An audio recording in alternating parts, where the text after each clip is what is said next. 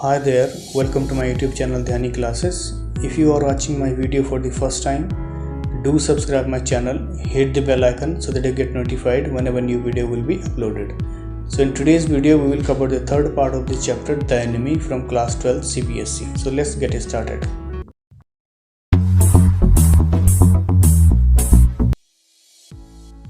So in the second part of the chapter we have learned that when Hana ordered Yumi to wash the prisoner of war, and Yumi was not able to wash that dirty man and said, "This is not my business." And after seeing that expression, Hana gently asked her to go back to your work, and Hana was also frightened that they both, husband and wife, was doing a wrong thing because the man was their enemy. Let's begin with the first paragraph. She might have been too afraid to stay had not her anger at Yumi's stubbornness now sustained her. So here she saw Yumi's anger, and because of that anger she was afraid, and she was standing there for some time. Otherwise she would have been frightened stay along with that man. "Stupid Yumi," she muttered fiercely.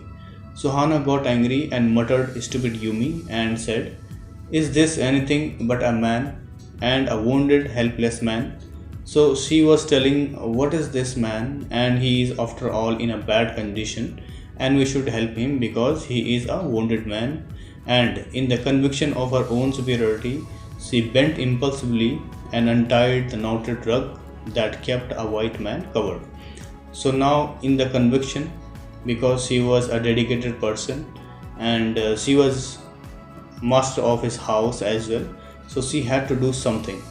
So in a very natural way, she bent him and tried to remove his clothes so that she could wash him. When she had breast bare, she dipped the small clean towel that Yumi had brought into the steaming hot water and washed his face carefully. So after removing his clothes and after his chest was bare, she took clothes and hot water and cleaned his face. The man's skin, though rough with exposure, was a fine texture and must have been very blunt when he was a child. So here she got to know that his white skin was rough because of exposure to the weather conditions, and she thought he must be very fair when he was as a child. While she was thinking these thoughts, though not really liking the man better now that he was no longer a child, she kept on washing him until his upper body was quite clean. So here Hana had all this thought in her mind that he must be fair skinned when he was a child, and beside that she kept washing his body, and the upper part of his body was quite clean now. But she dared not turn him over. Where was Sadao? So here she cleaned his upper part of the body, but she dared not turn him over because she was frightened, because he had many wounds backside of his body, and she was frightened and looking forward, Sadao, that where is Sadao? Now her anger was ebbing and she was anxious again, and she rose, wiping her hands on the wrong towel.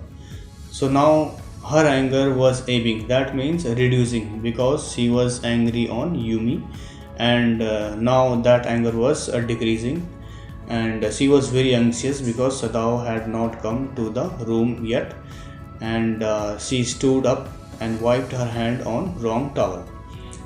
Lest the man be chilled, she put the quilt over him. So she thought that the man should not feel cold, and then she covered his body with a warm blanket. "Sadao," she called softly. He had been about to come in when she called. So here she was waiting for Sadao to come inside the room, and she just called his name with soft tone, and at the same time Sadao was about to reach at that room. His hand had been on the door and now he opened it. So Sadao had reached near the door, and at that moment when she called him, and he opened the door. She saw that he had bought his surgeon's emergency bag and that he wore his surgeon's coat. So here when Sadao came inside the room, he had a medical emergency bag along with him, and he also wore his surgeon's coat. That means he was ready to operate that white man. "You have decided to operate?" she cried. "Yes," he said shortly. So after seeing Sadao, Hana asked him that, "Are you going to operate this man?" Sadao said, "Yes, I am going to operate this man." He turned his back to her and unfolded a sterilized towel upon the floor of the tokonoma alcove and put his instruments out upon it. "Fetch towels," he said. So here Sadao agreed that he was going to operate upon this sick man, and he took out a sterilized towel, that means super towel that removes all the germs, and put it on the floor of the tokonoma alcove. That means it is a kind of wall where they have some decoration, and below that wall we put that towel, and on that he kept all his surgical instrument, and he said Hana to bring more towel from there because he is going to operate upon that man. She went obediently, but how anxious now, to the linen shelves and took out the towels. So she was obedient wife. As soon as he said go and fetch some towels, she came out, and she was feeling anxious at that time because she was worried about what is going to happen with them as well as the injured man, and she went to shelves and took out towels. There ought also to be old pieces of matting so that the blood would not ruin the fine floor covering. So here she thought that towels would not help for the operation, but also they needed more towels to clean the blood, and she was looking for some mat to preserve the blood and it would, so that it would not ruin the fine floor. She went out to the back veranda where the gardener kept strips of matting with which to protect delicate shrubs on cold nights, and took an armful of them. So when she went outside where the gardener kept a piece of mat, and she saw some strips of matting, and those matting were used to cover the small plants and protect those plants from cold and harmful rains. So she took out some of the pieces of mat and went back to the room. But when she went back into the room, she saw this was useless. So as soon as she reached inside the room, she saw that all the matting she had carried were actually useless. The blood had already soaked through the packing in the man's wound and had ruined the mat under him.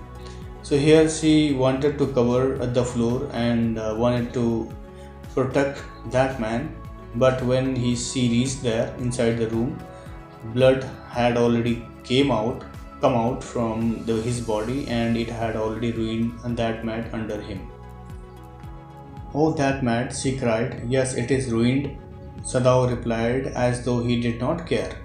So here Hana exclaimed that of that mat ruined, and Sadao said, "Yes, it is ruined," and it seemed that Sadao did not care of it and said, "Help me to turn him," he commanded her. So when he saw her, he told her that, "Help me to turn him out." She obeyed him without a word, and he began to wash the man's back carefully.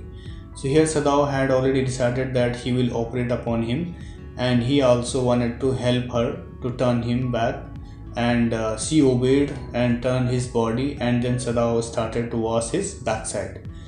"Yumi would not wash him," she said. "Did you wash him then?" So here Hana immediately told her husband that Yumi was not able to wash the body, and then suddenly he asked Hana, "Did you wash him then?" Sadao asked, not stopping for a moment his swift, concise movements. So Sadao was doing his work, and while doing his work, he was asking a question to the Hana very politely. "Yes," she said. He did not seem to hear her, but then he did not bother his work to listen her, because he was very busy at his work, and he was very dedicated towards his work and continuing to do his work.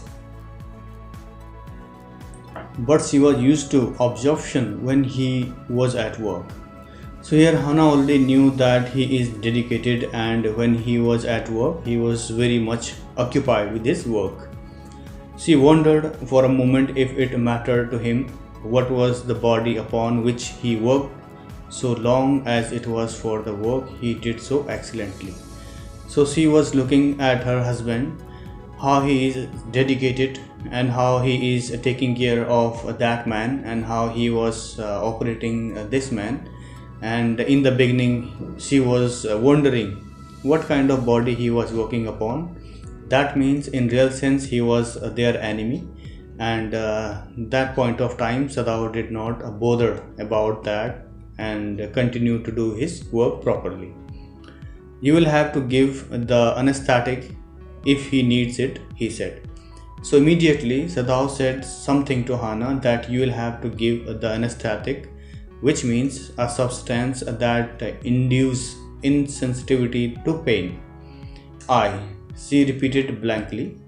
So after hearing this, she was surprised because she never knew any this kind of surgery. So she asked him, should I give that? But never have I. It is easy enough, he said impatiently. So she said that I haven't done this before, and then Sadao said it is very easy to do and you can do it. He was taking out the packing now, and the blood began to flow more quickly.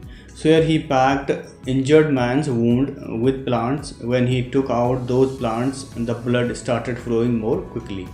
He peered into the wound with the bright surgeon's light fastened on his forehead. So there was a bright light that was kept on his forehead, and with that light he looked at him very carefully. The bullet is still there, he said with cool interest. So he got to know that the bullet is still there inside of his wounds, and that's why the blood continuously coming out. Now I wonder how deep this rock wound is. If it is not too deep, it may be that I can get the bullet, but the bleeding is not superficial. So now he thought that he was telling to himself that he felt that if the wound is not too deep, he can very quickly take out that bullet from his body, but at the same time he felt that the bleeding is not superficial. That means the wound is very deep at that time. He has lost much blood. So when Sadao operated upon him and trying to pull out the blood from his wound, and the man has lost much blood from his body. At this moment Hana choked. So as Hana saw he lost much blood, she choked. That means have severe difficulty in breathing. So she may be trying to stop the blood coming out from his wound. He looked up and saw her face the color of sulfur. So here Dr. Sadao looked at her face, and her face became very dull, and he said, "Don't faint," he said sharply. So after seeing her face, Sadao said, "Don't lose your consciousness," because that was the first time Hana saw that kind of surgery in front of her, as well as injured man in front of her. So he did not put down his exploring instrument. If I stop now, the man will surely die. So that means doctor did not down his exploring instruments and continuing his work to cure wound of the injured man, and said, if I stop looking at this, the man will surely die. She clapped her hand to her mouth and leaped up and ran out of the room. So suddenly she put her hand to her mouth and ran out of the room. Outside in the garden, he heard her retching. So when she ran out from the room into the outside in the garden, Dr. Sadao heard the retching. That means she was vomiting there because she could not feel easy inside the room because of the smell of the blood. But he went on with his work. So Dr. Sadao knew that she is vomiting, but she ignored her for a while and continuing his work, because his priority was to save him, otherwise the man will die. It will be better for her to empty her stomach, he thought. So here Sadao thought it's better if she empty her stomach, then she will be able to assist him, or she will be able to help him. He had forgotten that of course he had never seen an operation. So he didn't think about that because it was for the first time that she was experiencing such an operation with blood, wound and all. So he was thinking only that she will be fine with an empty stomach. But her distress and his inability to go to her at once made him impatient and irritable with this man who lay like dead under his knife. So after that he became very angry because it was the soldier that his wife was not feeling well. So that feeling made him impatient, and he felt irritable because it was this man making her feel sick, and he was lying like a dead body under his knife. This man, he thought, there is no reason under heaven why should he live. So here Dr. Sadaf felt irritating because of that injured man, and his wife is suffering at that moment. So he thought that there is no reason why this man should live. Unconsciously, this thought made him ruthless and he proceeded swiftly. So this irritable thought made him pitiless and he started doing his work more quicker. That means at this time he was not thinking about the injured soldier, how he is suffering, but on the other side his wife also suffering just because of this man. So he started doing his work more quicker. So in his dream the man moaned, but Sadao paid no heed except to mutter at him. So while operation the man was crying bitterly, but Sadao did not pay attention on him and said, you have to bear this pain because I am not doing this operation for the sake of myself, and said, groan. He muttered, groan if you like, I am not doing this for my own pleasure. So Sadao started speaking with soldier that cry if you want, because I am not doing this for my own pleasure, and as a doctor I am only curing your wounds and also trying to pull out the bullet from your body. In fact, I do not know why I am doing it. So here Sadao was muttering and said why I am doing this and why I am trying to save him, because he is my enemy, and he's supposed to hand him over to the police, but being a doctor he thought that it was his duty to save his life. The door opened and there was Hana again. Where is the anesthetic? She asked in a clear voice. So Hana came inside the room and she was feeling quite well. So at this time she asked Sadao that where is the anesthetic. So what do you mean by anesthetic here? Anesthetic is a substance that induces insensitivity of pain. So you can see the picture. Sadao motioned with his chin. It is as well that you came back, he said. So Sadao moved his chin to let her know where is the anesthetic and said, I am very happy that you came back and it will be very helpful. This fellow is beginning to stir. So here he says that a man is starting to move from one side to another. She had the bottle and some cotton in her hand, but how shall I do it? She asked. So Hana brought some cotton and anesthetic in her hand, and she asked her husband that show me how shall I do it, which means she did not know how to give the anesthetic. So she asked him, what should I do? Simply saturate that cotton and hold it near his nostrils. Sadao replied without delaying for one moment and intricate detail of his work. So here Sadao was continuing wound man surgery, and he was very busy. So he replied to Hana without delay and said simply fill it with that liquid and hold the cotton near his nose. When he breathes badly, move it away a little. So after this, Hana had to hold it at his nostrils, and when he starts breathing very badly, she had to move it away. So that's what Sadao said to her while continuing his surgery of wounds man. She crouched close to the sleeping face of the young American. So here she came closer to his face of the injured man and she looked at him while putting liquid cotton on his nostrils.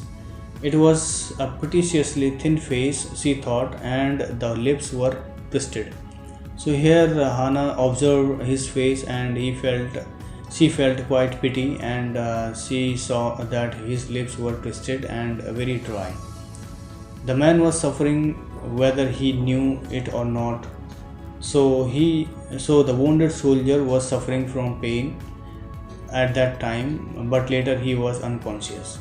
Watching him, she wondered if the story they heard sometime of the suffering of prisoners were true. So when she looked at him, she just started thinking in her mind about so many stories that she had heard about the suffering of prisoners, and now she got to know that sometime the suffering of the prisoners were true. They came like flickers of rumor, told by word of mouth and always contradicted. So here she was thinking about these stories came about through word of mouth. That means people used to tell or write, and that is how the story used to spread. And some stories were true, and some stories were untrue. In the newspapers and reports were always that wherever the Japanese army went, the people received them gladly with cries of joy at their liberation.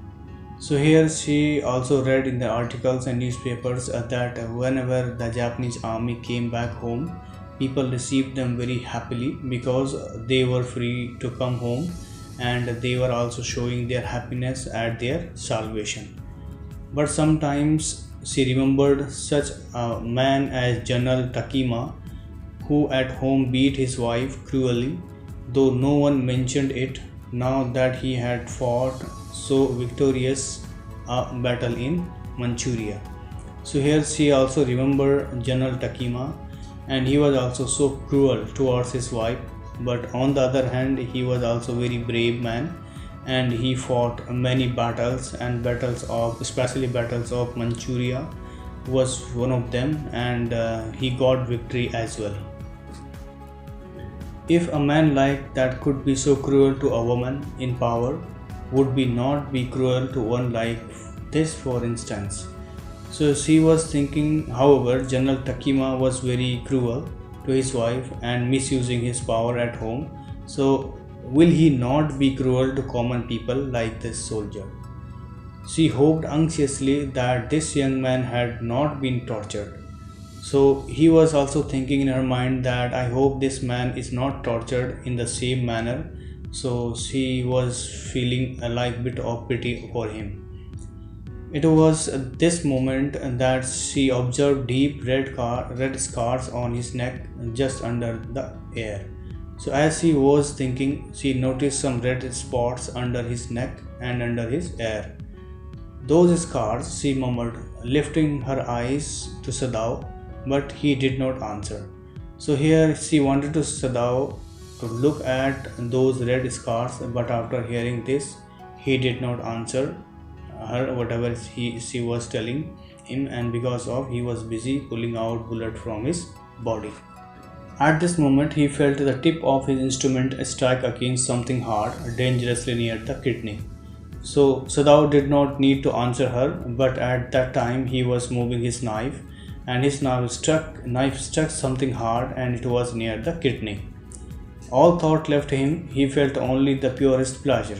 So here Sadao was very happy because he found something near his kidney, and it might be a bullet. He probed with his fingers delicately, familiar with every atom of this human body. So here Sadao started searching with his finger, as he already found something when he was searching with the knife. His knife struck something very hard near the kidney, and he felt very happy that it could be the bullet, and then he was searching every part of the body through his finger. His old American professor of anatomy had seen to that knowledge. So at his American professor taught him all about anatomy, that means the human body, and he had learnt everything by heart and the best possible way. That's why he was very familiar with every atom of the human body. Ignorance of human body is the surgeon's cardinal sin, sirs. He had thundered at his classes year after year. So here his professor used to always teach in the class. So what would he say? Ignorance of the human body, and if you don't know the human body, so that is the cardinal sin. Cardinal sins means the fundamental sin created by doctor, and it is very paramount that they have to know every part of the human body by the heart. to operate without as complete knowledge of the body as if you had made it. Anything less than that is murder. So here professor taught him that if you are doing an operation without know the human body, that means it is not less than murder. It is not quite at the kidney, my friend, Sadao murmured. So here Sadao finally found the bullet, and he had a habit of speaking to the patient. So he said to the patient that it is not quite at the kidney, my friend. That means the bullet did not harm the kidney. It was his habit to murmur to the patient when he forgot himself in an operation. So here Sadao habitual to speak with the patient while in an operation. My friend, he always called his patients, and now he did, forgetting that this was his enemy. So here he called wounded man as my friend while operating him because he has so emerged and he did not remember that he is an enemy. Then quickly, with the cleanest and most precise of incisions, the bullet was out. So very quietly he pulled out the bullet from his body without disturbing any part. The man quivered, but he was still unconscious. So that man quivered. That means he just slightly moved, but still he was unconscious, and that bullet was taken out at that time. Nevertheless, he muttered a few English words. Guts, he muttered, choking. So here the soldier was unconscious, but he was able to say something, and he muttered a few English words. They got my guts, Sadao, Hana cried sharply. Hush, Sadao said. So here the wounded man muttered few words, my guts, that means my stomach. And then Hana cried sharply, Sadao, and Sadao said Hana to keep quiet for a moment. The man sank again into silence so profound that Sadao took up his wrist, hating the touch of it. So after speaking few words, again the man became unconscious, and then Sadao started feeling his wrist, and on the other hand he did not like to touch him. Yes, there was still a pulse, so faint, so feeble, but enough. He wanted to the man live to give hope. So they got to know that he will be able to live, and he is not going to die at any cost. But certainly I do not want to this man to live, he thought. But then in his mind he was hoping that this man would die because he was his enemy, and on the other hand he did not know why he is trying to save him. No more anesthetic, he told Hannah. He turned as swiftly as though he had never paused, and from his medicine he chose a small vial, and from it filled a hypodermic and thrust it into the patient's left arm. So here Hannah was giving an anesthetic to the injured man, and at the same time Sadao told her don't give him anesthetic, and now no need to give more anesthetic, and he took hypodermic, which means syringe, and took some medicine from the small bottle, and then he gave him an injection on his left arm. I hope you like the video. For more informative videos, do subscribe my channel, hit the bell icon so that you get notified whenever new video will be uploaded. So let's look at the fourth part of the chapter in my next video. So thank you so much for watching once again. Stay safe, stay healthy.